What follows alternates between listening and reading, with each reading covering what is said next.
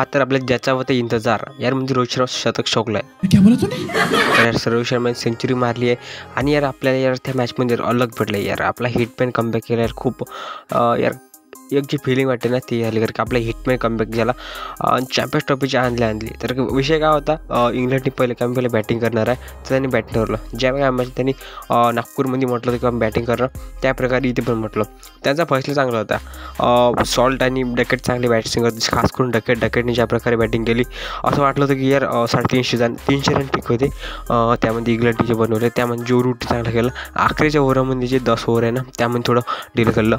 Livingstone थोडा slow केला यार.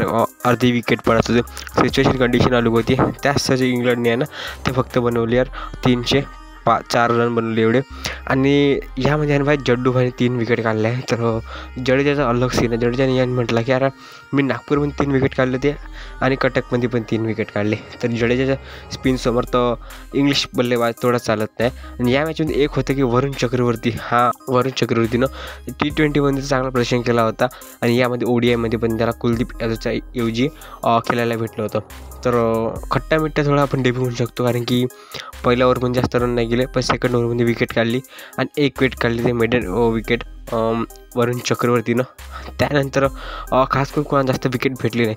5 स्टार तर चालले नाही. एक भारताचा संभव की यार फास्ट बॉलर भारतात तेवढे काही खास चालत नाही. आणि त्यानंतर जेव्हा भारत चेज करायला मोठं लक्ष होता, 304 रनाचं लक्ष होतं.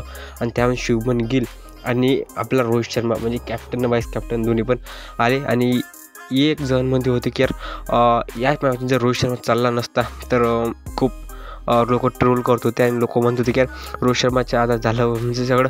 आता पण आपण जे ऐकत होतो, जे BGTमध्ये ऐकलं आणि आता पण मागच्या जेवढी आम्ही नागपूर झाली त्यामध्ये पण इथं तर रोहित शर्माचा बॉलच चाललं नसताना मला वाटत नव्हतं की लोक त्याला जास्त देतेच.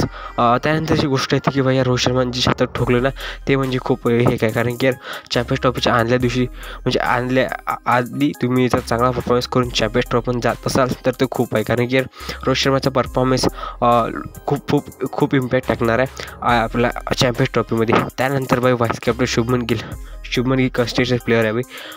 87 रन बनवले पहिल्या ODIमध्ये आणि सेकंड ओव्हरमध्ये चांगलं आपलं ऑर्चर ठोकलं. तर एक चांगलं केलं, पण एकीकडे दुःख आणि एकीकडे गम. म्हणजे यार रोहित शर्मा शतक ठोकलं पण विराट कोहलीचं बॅटिंग थोडे पाहायला भेटले नाही.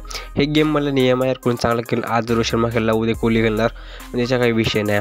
बट यावेळी म्हणजे यार की आपलं एवढंच आहे, कारण की एकदम स्पेशल व्हिडिओ आपल्यासाठी आणि आपले IPLचे व्हिडिओ अपडेट टाकत आहे. त्यामुळे चॅनलला सबस्क्राईब करून मला सांगा चॅम्पियन्स ट्रॉफी कोण जिंकणार. तर भेटूया पुढच्या व्हिडिओमध्ये. धन्यवाद. तर चला मग, जय बाप्पा की.